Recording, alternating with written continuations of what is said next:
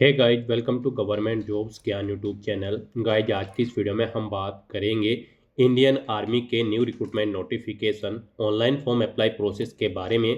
जी हाँ दोस्तों, Indian army ने 67 short service commission SSC technical male October 2026 course के लिए नोटिफिकेशन रिलीज कर दिया है।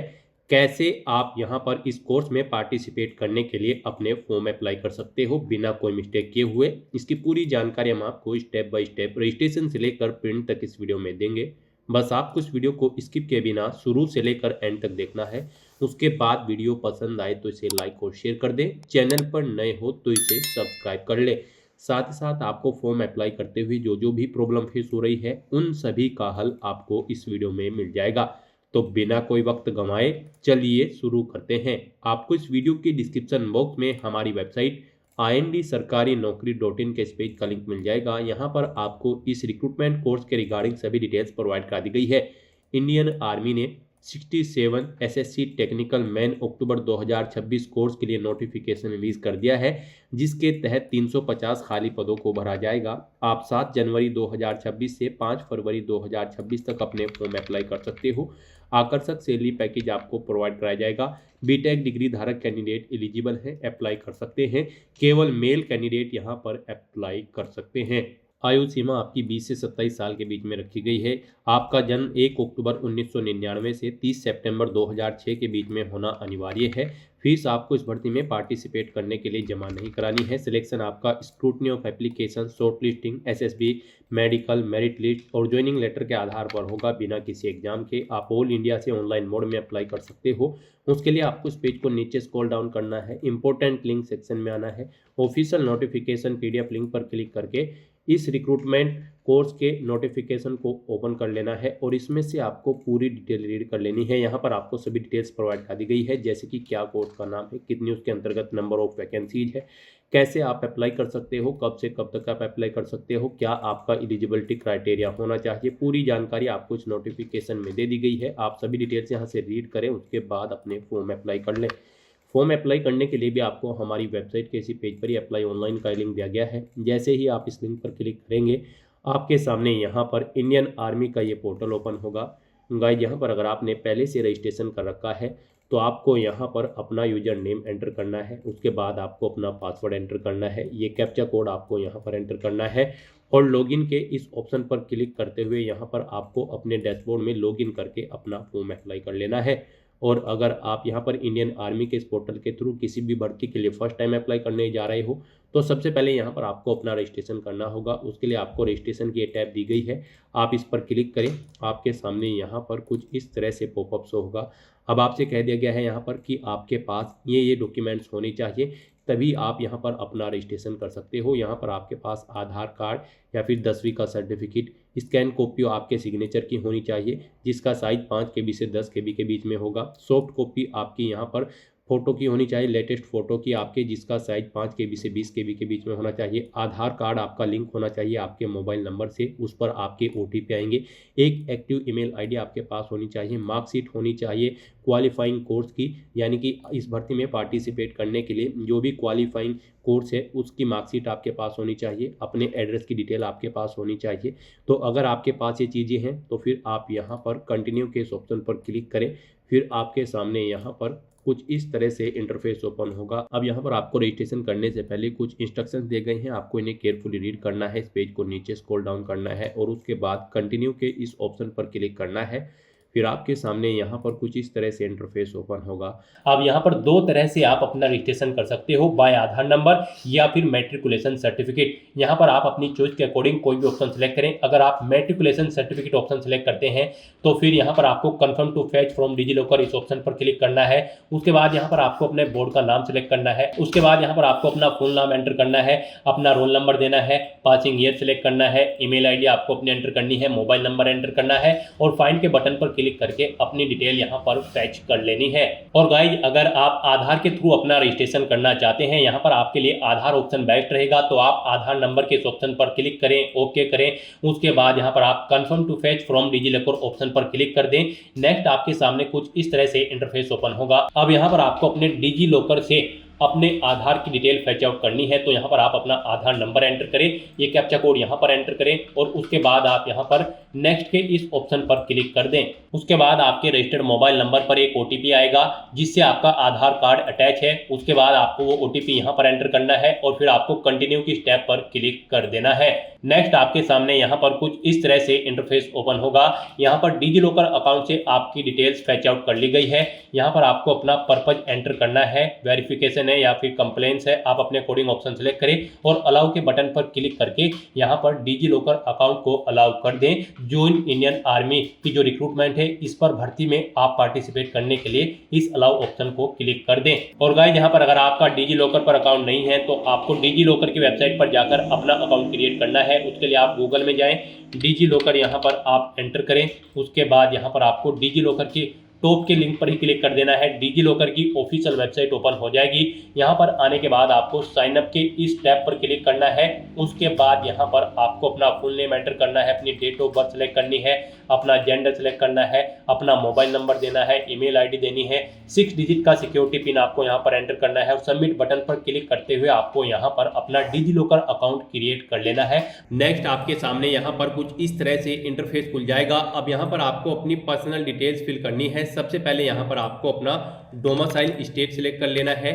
उसके बाद आपको अपना आधार संख्या यहाँ पर एक बार फिर से एंटर कर देनी है। उसके बाद यहाँ पर आपको आपका नाम ऑटोमेटिकली फिर मिल जाएगा आपके आधार के अकॉर्डिंग। फिर यहाँ पर आपसे पूछा गया कि क्या आधार में आपका नाम मैट्रिक आधिकारिक प्रमाण पत्र के समान है, यानी कि आधार में आपका नाम और मैट्रिकुलेशन यानी कि 10वीं के सर्टिफिकेट में आपका नाम सेम है, तो यहाँ पर आपको ये सिलेक्ट कर लेना है। फिर यहाँ पर आपको आपके फादर का नाम आपके आधार कार्ड के अकॉर्डिंग ऑटोमेटिकली फिर मिल जाएगा। नेक्स्ट यहाँ पर आपको अपने फादर का नाम एंटर करना है जो आपकी 10th की मार्कशीट में है, उसी के अकॉर्डिंग सेम स्पेलिंग यहाँ पर आपको एंटर कर देनी है। फिर यहाँ पर आपको अपनी मदर का नेम एंटर करना है। उसके बाद यहाँ पर आपको आपकी डेट ऑफ बर्थ आपके आधार के अकॉर्डिंग ऑटोमेटिकली फिर मिल जाएगी। नेक्स्ट आपसे पूछा गया है कि क्या आपकी जन्मतिथि आपके आधार कार्ड और 10th क्लास के सर्टिफिकेट में सेम है, तो यहाँ पर आपको यस सेलेक्ट कर लेना है। उसके बाद आपको अपना ईमेल एड्रेस यहाँ पर एंटर कर देना है। आपका email address active and valid होना चाहिए। नेक्स्ट यहाँ पर आपको अपना मोबाइल नंबर एंटर करना है। इस चेकबॉक्स को आपको ओके करना है और ये कैप्चा कोड यहाँ पर फिल करके आपको सबमिट बटन पर क्लिक कर देना है। फिर आपकी रजिस्टर्ड ईमेल आईडी पर एक OTP सबमिट कर दिया गया है। आपको वो OTP यहाँ पर एंटर करना है, ये कैप्चा कोड फिल करना है और फिर सबमिट बटन पर क्लिक कर देना है। नेक्स्ट आपके सामने यहाँ पर कुछ इस तरह से इंटरफेस खुल जाएगा। अब यहाँ पर आपको अपनी कुछ डिटेल्स फिल करनी है। यहाँ पर आपको पर्सनल डिटेल्स में सबसे पहले अपना जेंडर सेलेक्ट कर लेना है। फिर यहाँ पर आपको अपना मैरिटल स्टेटस बताना है, आप मैरिड हो या फिर अनमैरिड। उसके बाद आपको यहाँ पर अपनी हाइट सेलेक्ट कर लेनी है, आपकी कितनी हाइट है। नेक्स्ट यहाँ पर आपको अपना डिस्ट्रिक्ट सेलेक्ट कर लेना है, कौन से डिस्ट्रिक्ट से आप बिलोंग करते हो। उसके बाद आपको अपना तहसील यहाँ पर सेलेक्ट कर लेना है। नेक्स्ट यहाँ पर आपको अपनी एजुकेशनल क्वालिफिकेशन की डिटेल को फिल करना है। यहाँ पर आपसे पूछा गया है योग्यता के प्रकार में आपको सबसे पहले अपना योग्यता का प्रकार सिलेक्ट कर लेना है। आपने 8वीं 10वीं 12वीं ग्रेजुएशन जो भी आपकी क्वालिफिकेशन है आपको अपने अकॉर्डिंग यहाँ से ऑप्शन सिलेक्ट कर लेना है। फिर यहाँ पर आपको बताना है कि आप अपीयर्ड हो या फिर पास आउट कर चुके हो। नेक्स्ट यहाँ पर आपको अपनी 10वीं क्लास का बोर्ड सिलेक्ट कर लेना है, जिस बोर्ड से आपने अपनी 10वीं क्लास पास आउट की है। फिर यहाँ पर आपको अपनी 10वीं क्लास का रोल नंबर और सर्टिफिकेट नंबर एंटर कर देना है। नेक्स्ट आपसे पूछा गया है कि क्या आप र्यूमेस्ट्रिंग कैंडिडेट है, अगर हैं तो यस करें और फिर यहाँ पर आप अपनी डिटेल्स फिल कर दें, जैसे कि आर्मी सेना का रोल नंबर, वाहिनी रेजिमेंट, रैंक, यूनिट। और अगर आप यहाँ पर र्यूमेस्ट्रिंग कैंडिडेट नहीं है तो आपको नो सेलेक्ट कर लेना है। नेक्स्ट यहाँ पर आपको अपनी पासवर्ड की रिक्वायरमेंट्स को फुलफिल करना है। यहाँ पर आपकी ईमेल आईडी को आपका यूजर नेम सेट कर दिया गया है। उसके बाद अब यहाँ पर आपको अपना पासवर्ड क्रिएट करना है। आपका पासवर्ड कम से कम 8 कैरेक्टर का होना चाहिए और ये अल्फा न्यूमेरिक फॉर्मेट में होना चाहिए। मीन्स आपके पासवर्ड में एक अपर केस कैरेक्टर, एक लोअर केस कैरेक्टर, एक इंटीजर नंबर और एक स्पेशल कैरेक्टर जैसे कि @ या फिर डॉलर होना चाहिए। अपना पासवर्ड यहाँ पर क्रिएट करने के बाद आपको एक बार फिर से अपना पासवर्ड यहाँ पर एंटर करना है कंफर्मेशन के लिए। उसके बाद आपको एक कैप्चा कोड यहाँ पर फिल करना है और सेव बटन पर क्लिक कर देना है। फिर आपके सामने कुछ इस तरह से इंटरफेस ओपन होगा। अब गाइज आपको यहाँ पर short service commission technical man के इस सेक्शन में आना है। यहाँ पर आने के बाद आप चेकआउट कर सकते हो। आपकी आयु सीमा 20 से 27 साल के बीच में होनी चाहिए। बीटेक की डिग्री यहाँ पर आपके पास होनी चाहिए इंजीनियरिंग की, या फिर एमएससी कंप्यूटर साइंस यहाँ पर आपके पास डिग्री होनी चाहिए। तो यहाँ पर इस भर्ती पर अप्लाई करने के लिए अब आपको अप्लाई की इस टैब पर क्लिक करना है। फिर आपके सामने ये कुछ इंपॉर्टेंट इंस्ट्रक्शंस ओपन होंगे। फॉर्म अप्लाई करने से पहले आपको इन्हें केयरफुली रीड आउट कर लेना है। इस पेज को नीचे स्क्रॉल डाउन करना है और उसके बाद आपको कंटिन्यू के इस ऑप्शन पर क्लिक करना है। फिर आपके सामने कुछ इस तरह से इंटरफेस ओपन होगा। अब यहाँ पर आपको अपनी पर्सनल इन्फॉर्मेशन देनी है। यहाँ पर आपको इन स्टेप्स को कंप्लीट करना है वन बाय वन करके। यहाँ पर पर्सनल इन्फॉर्मेशन में आपको सबसे पहले अपनी नेशनैलिटी सिलेक्ट कर लेनी है। फिर यहाँ पर आपको अपना latest passport size photo upload करना है और अपने सिग्नेचर आपको अपलोड करने हैं। इनके लिए आपको गाइडलाइन दी गई है। आपका फोटो 5 KB से 20 KB के बीच में होना चाहिए, जेपीजी या फिर जेपीईजी फॉर्मेट में होना चाहिए, और सिग्नेचर आपके 5 KB से 10 KB के बीच में होनी चाहिए। ये भी आपके जेपीजी या फिर जेपीईजी फॉर्मेट में होनी चाहिए। आपको चूज फाइल के ऑप्शन पर क्लिक करना है, फाइल को सिलेक्ट कर लेना है और वन बाय वन करके अपना फोटो और सिग्नेचर यहाँ पर आपको अपलोड कर देने हैं। और उसके बाद गाइज फिर आपको सेव एंड कंटिन्यू के इस ऑप्शन पर क्लिक करना है। नेक्स्ट यहाँ पर आपको अपनी एड्रेस की डिटेल देनी है। यहाँ पर आपको पहले अपना परमानेंट एड्रेस एंटर करना है। यहाँ पर आप अपना परमानेंट एड्रेस एंटर करें। उसके बाद यहाँ पर आपको अपना कोरोस्पोंडेंस एड्रेस एंटर कर देना है। और अगर आपका कोरोस्पोंडेंस एड्रेस आपके परमानेंट एड्रेस के अकॉर्डिंग सेम है तो फिर यहाँ पर बस आपको इस चेकबॉक्स को ओके करना है, same as permanent address. Automatically आपका कोरोस्पोंडेंस एड्रेस आपके परमानेंट एड्रेस के अकॉर्डिंग यहाँ पर फिल हो जाएगा। और उसके बाद गाइज फिर आपको यहाँ पर सेव एंड कंटिन्यू के इस ऑप्शन पर क्लिक करना है। नेक्स्ट यहाँ पर आपको अपनी एजुकेशनल क्वालिफिकेशन की डिटेल प्रोवाइड करनी है। यहाँ पर इंडियन आर्मी एसएससी टैग की इस भर्ती में पार्टिसिपेट करने के लिए आपके पास इंजीनियरिंग डिग्री होनी चाहिए बीटेक की। यहाँ पर किसी भी डिसिप्लिन के अंतर्गत आपके पास बीटेक की डिग्री होनी चाहिए किसी वेल रिकॉग्नाइज्ड यूनिवर्सिटी से। तो यहाँ पर अब आपको अपनी क्वालिफिकेशन की डिटेल देनी है। सबसे पहले यहाँ पर आपको अपनी 12वीं क्लास की डिटेल देनी होगी। तो यहाँ पर अब आपको स्कूल का टाइप सिलेक्ट करना है जिससे आपने अपनी 12वीं क्लास पास आउट की है। आप स्कूल का टाइप सिलेक्ट करें। उसके बाद गाइज आपको यहाँ पर अपना 12वीं का रोल नंबर एंटर कर देना है। फिर यहाँ पर आपको अपना बताना है कि क्या आप डिप्लोमा होल्डर है, अगर है तो यस ऑप्शन सेलेक्ट करेंगे, नहीं है तो नो ऑप्शन सेलेक्ट करेंगे। कितने % मार्क्स आपने 12वीं में ऑब्टेन किए हैं वो यहाँ पर आपको एंटर करने हैं। फिर यहाँ पर आपको अपनी इंजीनियरिंग की स्ट्रीम सेलेक्ट करनी है जिसके अंतर्गत आपने यहाँ पर बीटेक डिग्री की है। आप अपने अकॉर्डिंग ऑप्शन सेलेक्ट करें, civil, computer science, electrical, electronic, जिसमें भी आपने अपनी इंजीनियरिंग की है वो आप यहाँ पर सिलेक्ट करें। फिर यहाँ पर आपको इक्विवेलेंट स्ट्रीम इसकी सिलेक्ट करनी है अपनी इंजीनियरिंग स्ट्रीम की। आप अपने अकॉर्डिंग ऑप्शन सेलेक्ट करें। फिर यहाँ पर आपको बताना है ज्वाइनिंग डेट, कब आपने यहाँ पर इंजीनियरिंग के कोर्स को ज्वाइन किया था, कब वो कंप्लीट हुआ है, वो डेट आपको सिलेक्ट कर लेनी है। कॉलेज का नाम आपको एंटर करना है, यूनिवर्सिटी का नाम एंटर करना है, यूनिवर्सिटी का टाइप आपको सिलेक्ट कर लेना है, वो सेंट्रल है, डीम्ड है या फिर प्राइवेट है या फिर स्टेट यूनिवर्सिटी। उसके बाद यहाँ पर आपको बताना है स्टेट, जिस स्टेट में आपकी यूनिवर्सिटी लोकेटेड थी वो स्टेट आप सेलेक्ट करें। इस तरह से यहाँ पर आपको अपनी क्वालिफिकेशन की डिटेल प्रोवाइड कर देनी है।